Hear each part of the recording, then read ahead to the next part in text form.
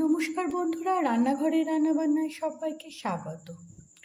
আজ এনেছি মুগ আর ঝিঙে দিয়ে ঝিঙা মুগের একটা রান্না। গরমকালের জন্য রান্নাটা খুবই ভালো।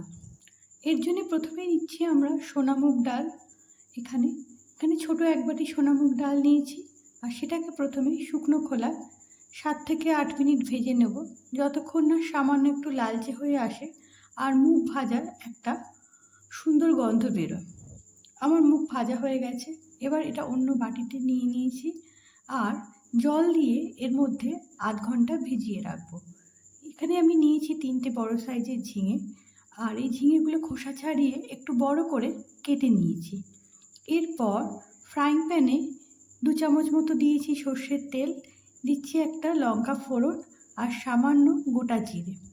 একটু ভাজা হয়ে এলেই বড় বড় করে কেটে রাখা ঝিঙেগুলো এর মধ্যে দিয়ে দেব, আর দেব স্বাদ মতো সামান্য একটু নুন আর সামান্য একটু হলুদ আর নুন দিয়ে একটু নাড়াচাড়া করে নিতে হবে।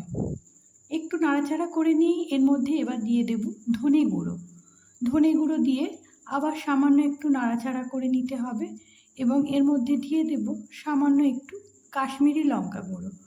এরপর আবার একটু নাড়াচাড়া করে ভালোভাবে মশলাটা মিশিয়ে দিয়ে ঢাকা দিয়ে 3 মিনিট মতো রাখতে হবে। ঝিঙেগুলো অনেকটাই নরম হয়ে আসবে।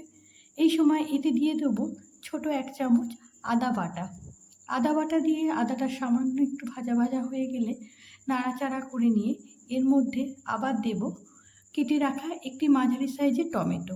আর টমেটোটি তাড়াতাড়ি নরম হবে বলে এর মধ্যে দিয়ে দেবো সামান্য পরিমাণ নুন দিয়ে টমেটো দিয়ে আর এই ঝিঙেটি একসঙ্গে নাড়াচাড়া করে টমেটোটি যখন ঝিঙের সঙ্গে প্রায় নরম হয়ে মিশে আসবে, সেই সময় এর মধ্যে আমি দিয়ে দেব আমার ভেজে রাখা আর ভিজিয়ে রাখা মুগ ডালটি জল থেকে ছেঁকে নিয়ে তারপর এর মধ্যে মিশিয়ে 1 মিনিট মতো নেড়ে ঢাকা চাপা দিয়ে আরও 1 মিনিট রেখে তারপর এর মধ্যে দিয়ে দিচ্ছি আমি 2 কাপ মতো প্রায় জল।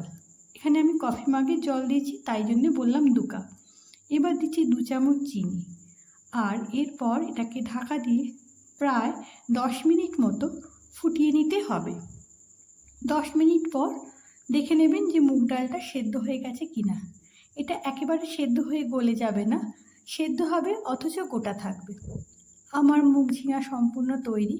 নামানোর আগে দিচ্ছি সামান্য পরিমাণ গরম মশলা গুঁড়ো, আর দিচ্ছি সামান্য পরিমাণ ঘিটা হচ্ছে নিরামিষ রান্নায় দিলে ভালো লাগে, তবে কারোর অসুবিধে থাকলে দেবেন না।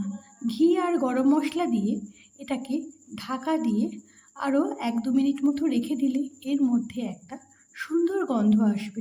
তৈরি হয়ে গেল মুগ ঝিঙা। একবার বানিয়ে দেখুন, বেশ ভালো লাগবে। নিরামিষ দিনে খুবই ভালো, আর গরমের জন্যও খুবই উপকারী।